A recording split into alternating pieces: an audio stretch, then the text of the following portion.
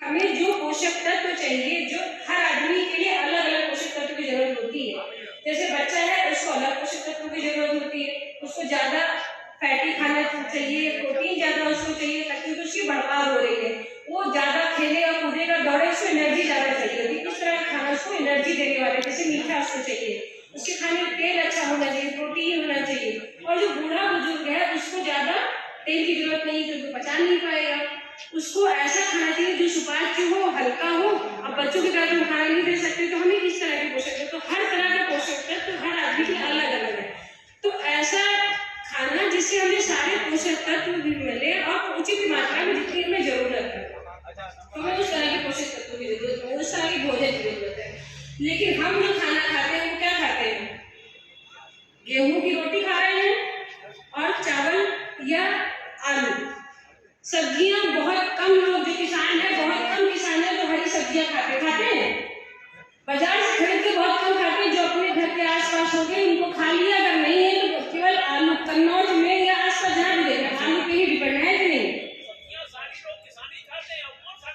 नहीं, किसान सब्जी इतनी नहीं खाते। आलू शहर में आदमी खरीद के खा लेता है, लेकिन किसान सब्जी पैदा करता है, सब्जियां खाता है, केमिकल वाली शहर वाले ज्यादा खाते हैं। तो आप ही लोग खिला रहे हैं, इसीलिए हम कह रहे हैं केमिकल। देखिए आप बात कर रहे हैं आलू, जो अगर आपने सब्जी लगा ली तो आप सब्जी खाते हैं, नहीं तो आप सब्जी वही खाते हैं जो आपके पास उपलब्ध है। खरीद के खाने कोई नहीं जा रहा है, खरीद के वो खाएगा जो आदमी शहर में, उसको हर वो चाहता है। हम तो जानते हैं कि अच्छी सब्जियां हैं जो आप लोग किसान ही यहाँ से बेचते हैं, हमें मालूम है। आप मिलाद में वो जहर डाला और सुबह वही बाजार में पहुंच जाती बिकने के लिए। तो हम लोग भी इतने वो नहीं हो सकते, हम लोग अपने घरों में भी छोटे छोटे गमलों में सब्जियां उगा रहे हैं। अब तो आदमी सब जागरूक है, छत पे पैदा कर रहे हैं, वाटिका छत पे लगा रहे हैं, गमलों में लगा ले रहे हैं। क्योंकि ये जो सब्जियां आप लोग ले जाते हैं ये जहर युक्त पूरी तरह से रात में जो डाला गया और दूसरे दिन आपने उसको। और अभी हमारे दर्शक के पास एक वीडियो है, यहाँ गोवा लगाते हैं सब्जियों में, रात में ताकि 2-3 दिन में फूल बढ़ जाएगा और इसके बाद वो मार्केट में चले। उस सब्जियां हैं मतलब क्या साधना, उसमें स्वाद है, उसमें सेहत है। तो अब इसलिए इनके मिलेट्स की बात आई है, क्योंकि मिलेट में जो सब्जियों में पोषक तत्व होते हैं, सूक्ष्म पोषक तत्व, मिनरल्स और विटामिन जो सब्जियों में होते हैं, वही पोषक तत्व हमारे मिलेट्स में पाए जाते हैं। जैसे कोदो है, सावा है, ज्वार, बाजरा, जिनको हम आप जानवरों को खिलाते हैं, बोते ही आलू, लेकिन उसको अपने लिए नहीं करते, उसको जानवरों के चारे के रूप में करते हैं। तो इसे हमें अपने भोजन में भी शामिल करना है। और इसकी कई ऐसी चीजें जो माताएं बहनें पहले बनाती थी या नहीं बनाती हैं, तो इन चीजों को हमें शामिल करना। इस पर चर्चा के लिए हमें आज ये मीट हुआ है। तो इससे हम पहले ये जाने कि मिलेट्स होते क्या है। मिलेट वो चीज है, वो दाना है जिनको आसानी से कम पानी में हम बिना देख रखे, बहुत ज्यादा उनको देखभाल की जरूरत नहीं होती है और आसानी से हमारे यहाँ हो जाते हैं, इनको कहते हैं मिलेट। मिलेट दो तरह के होते हैं, एक होते हैं मेजर, एक होते हैं माइनर। मेजर मिलेट होते हैं जैसे ज्वार, बाजरा और रागी। रागी को आप लोग मड़ुआ कहते हैं, मड़ुआ कुछ लोग यहाँ मड़ुआ बोलते हैं ना पहले, वो रागी। तो ये 3 होते हैं मेजर मिलेट। और फिर बाकी होते हैं माइनर मिलेट, जैसे कहते हैं कोदो, सावा, कुटकी और प्रोसो मिलेट बोला जाता है। ये 2-3-5 तरह के माइनर मिलेट होते हैं। इसके अलावा कुछ और भी मिलेट्स होते हैं जिनको कहते हैं, जैसे हम लोग व्रत में खाते हैं उसको उसका वो खाया जाता है कुट्टू, वो भी मिलेट्स नहीं आता। ठीक इस तरह और एक होता है वो रामदाना। रामदाना जानते हैं किसका होता है? रामदाना होता है बथुए का, जो बीज होता है बथुआ, उसका होता है। उसका नहीं, बथुआ नहीं होता, वो होता है नहीं, अमरंथ चौलाई का बीज होता है, चौलाई होता है, उसी के बीज से रामदाना, उसी का जो बीज होता है वो रामदाने के रस को फुला करके उसको बनाया जाता है। ठीक, ये तो इन चीजों की हम क्या क्या बना सकते हैं, थोड़ी इस पे चर्चा करेंगे। जैसे जो बाजरा है, बाजरा में सबसे ज्यादा आयरन पाया जाता है। किसी भी अनाज में इतना आयरन नहीं पाया जाता जितना बाजरे में पाया जाता है। इसमें सबसे अभी सभी लोग जानते हैं, हम सब जानते हैं कि जो महिलाएं हैं या बच्चे हैं, सभी में आयरन का कुपोषण मतलब खून की कमी ज्यादा देखी जा रही है।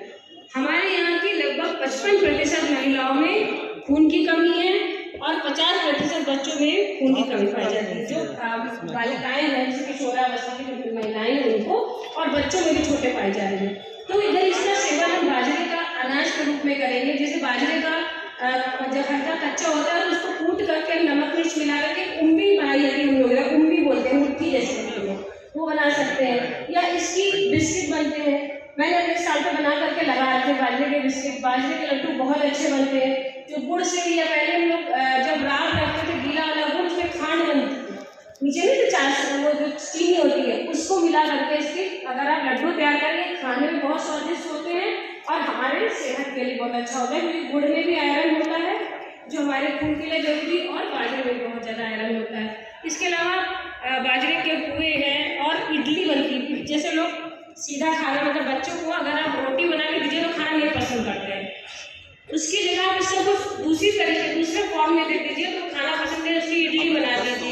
या उसकी जगह जैसे फिंगर चिप्स वगैरह मिलते हैं बाजार में, आलू के फिंगर मिलते हैं, इस तरह से कई सब्जियां मिला करके उसमें बाजरे का आटा मिला करके और उसको मतलब थोड़ा सा जमा करके काट देंगे तो उसके फिंगर बनते हैं, बहुत अच्छे लगते हैं खाने में। तो इस तरह से हमको उनको खाने में शामिल करना, लेकिन बदल करके। आप डायरेक्ट खाना देंगे तो बच्चे बिल्कुल नहीं खाना पसंद करते, क्योंकि रोटियाँ सॉफ्ट नहीं होती, थोड़ी टाइट होती, खाने में वो स्वाद नहीं देती है। फिर इसके बाद आता है ज्वार। ज्वार का जो वो बनता है, देखिए अभी एक त्योहार निकल गया, जिससे कई तरह के नामों के फूले बनाए चढ़ाए जाते हैं, उसका ज्वार का फूला बना सकते हैं। फूले के लड्डू बनते हैं, वो बनाए आसान, बड़े अच्छे, खाने में स्वादिष्ट भी लगता है। और इसकी खीर बनती है, ज्वार की, बाजरे की खीर बहुत अच्छी बनती है, ये हमने बनाया है अपने यहाँ। हम इससे पहले हम 13 साल दिलीप नगर कानपुर देहात में नौकरी कर चुके हैं। वहाँ हमने किसानों को बाजरे की खीर, ज्वार की खीर और इसकी लड्डू, बाजरे की बर्फी बहुत स्वादिष्ट बनती है। इन सब चीज़ों के बारे में हमने उनको सिखाया था, ट्रेनिंग दी थी। इसके अलावा हम लोग क्या कर सकते हैं, बाजरे का बिस्किट, बाजरे की नमकीन बिस्किट भी और रागी का नमकीन बिस्किट हमने अपने यहाँ लगा, रागी नहीं, इसका ज्वार का, क्योंकि हमारे यहाँ ज्वार ज़्यादा होता है। आप देखिए ज्वार, जो हमने 3 चीज़ों पर ज़्यादा फोकस किया है, मक्का, ज्वार और बाजरा, क्योंकि हमारे यहाँ ये होता है पर हम अपने खाने के लिए प्रयोग नहीं करते, तो इसको हम अपने खाने में प्रयोग करें, इस पर हमने फोकस किया। तो इसके हमने बिस्किट बनाए हैं, लड्डू बनाए हैं और हमने इसके फूला बना करके रखा हुआ है। तो आप लोग इसको देखें आ करके कि हम इसको कैसे बनाते हैं। बाकी कुछ चीज़ें हैं जो हम यहाँ पर नहीं डिस्प्ले कर सकते, जैसे खीर बनती है, इसकी खिचड़ी बन सकती है, क्योंकि हम लगाएंगे तो यहाँ बना करके लाना तो खराब होता है, तो दूर से है ना, तो इस तरह की चीज़ें इसकी बना सकते हैं हम लोग। इसके अलावा हम लोग से रागी है, रागी का क्या बनता है, रागी की पूड़ियाँ बनती हैं, रागी का जैसे इडली बना सकते हैं, ढोकला बना सकते हैं, जो मार्केट में ढोकला आता है। ये सारी चीज़ें हम जो भी अनाज हमारे पास है इनसे ये सब चीज़ें बनती हैं। और इसके अलावा रागी, ज्वार और बाजरा को मिला करके इसकी चाट बना सकते हैं, जो कि बच्चों को बहुत पसंद आएगी और बड़ों सभी को पसंद आती है और सबके लिए बहुत अच्छा होता है, इजीली डाइजेस्टेबल है।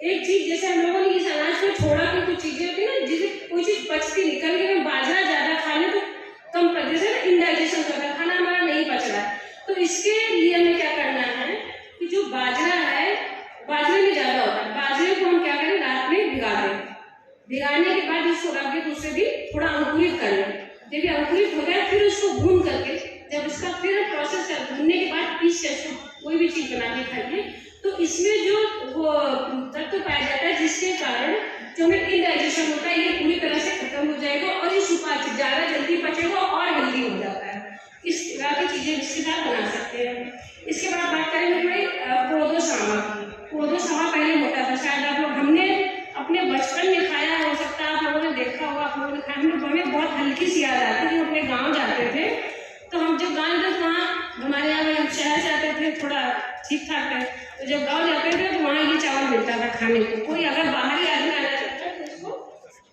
तो उसको ये चावल दिया जाता है, मतलब अच्छे वाला, और हम लोगों के लिए कोदो सामा का चावल तो खाने वाले आप गाँव नहीं आएंगे, क्योंकि ये चावल दाल में भुज जाता, चुभ जाता है, क्योंकि वो अपने आप घर में हमने उसको निकालने से हल्की सी भूसी रह जाती है।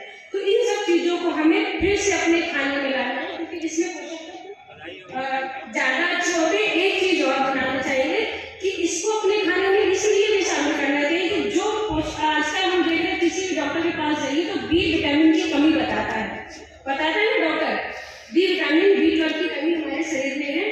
तो ये जो मोटे अनाज है इनका छिलका बहुत मोटा होता है, कितना भी निकालिए छिलका हल्का लगा रह जाता है, और जो बी विटामिन है ये अनाज के छिलकों में पाया तो उससे हमें जो सूक्ष्म पोषक तत्व है, बी विटामिन, ये अच्छी मात्रा में मिलता है। इसलिए हमें अपने भोजन में इनको शामिल करना चाहिए। और अगर